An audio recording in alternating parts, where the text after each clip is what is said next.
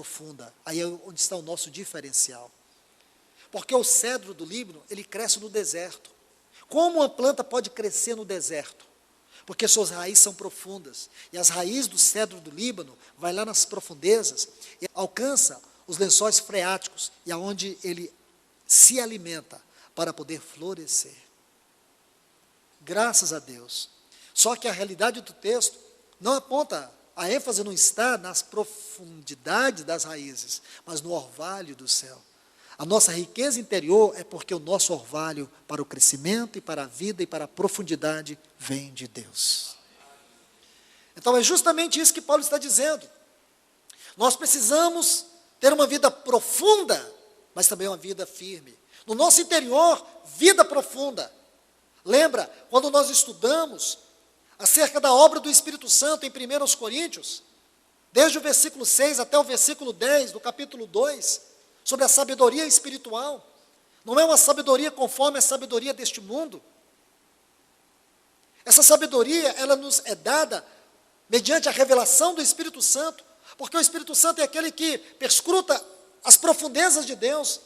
E tudo aquilo que o Espírito Santo perscruta, ele não toma para si, mas tudo que ele perscruta das profundezas de Deus, ele revela para nós.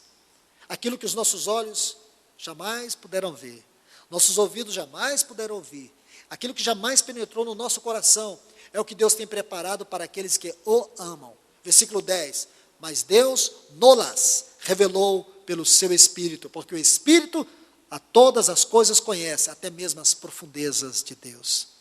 Da onde vem a nossa sabedoria? Da onde vem o nosso conhecimento? De estudar a Bíblia? Temos que estudar a Bíblia. De fazer seminário? Claro que não. De ler livros? Claro que não. Como nós podemos ter uma sabedoria espiritual? Por que que muitos irmãos leem a Bíblia, leem livros, e não conseguem tocar uma sabedoria espiritual? São superficiais na revelação, porque eles têm confiado seu conhecimento, a sua sabedoria, nos seus instintos naturais, nos seus sentidos naturais. Irmãos, não tem nada errado em você ler Bíblia, deve ler sim. Piedosamente, nós precisamos ler a palavra de Deus. Nós temos que ter disciplina com o estudo da palavra, porque a maneira como nós tratamos a palavra é extremamente significativa para a nossa fé, para a nossa prática cristã. Porque é aí que o exercício espiritual entra em ação.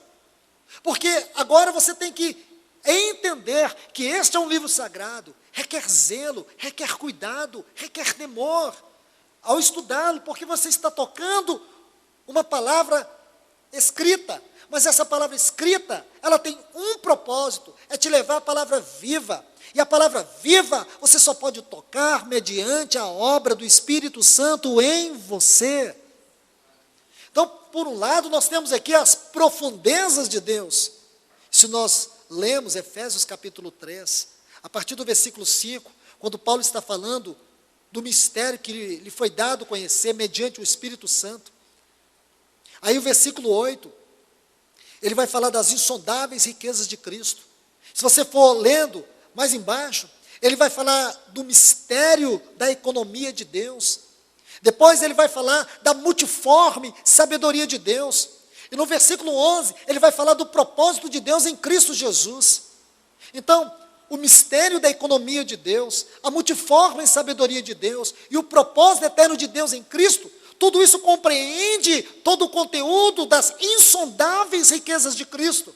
Então, por um lado, nós temos que ter uma vida que toque as profundezas de Deus. Por outro lado, nós temos que ter uma vida que toque as insondáveis riquezas de Cristo. Mas como podemos fazer isto? Por nós mesmos? Não. Paulo vai dizer no versículo 5, mediante o Espírito de Deus.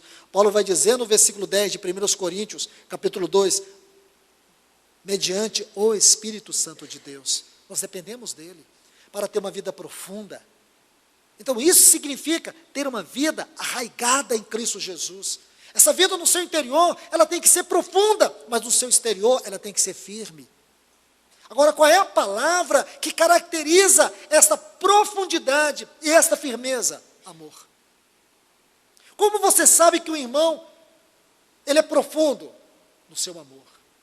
Como você sabe que o irmão é firme? No seu amor. Você quer conhecer a firmeza espiritual de uma pessoa? Veja se ele verdadeiramente ama. Você quer conhecer uma pessoa profunda espiritualmente? Veja se verdadeiramente ele ama. Não é os dons que definem a profundidade de uma pessoa, é o amor.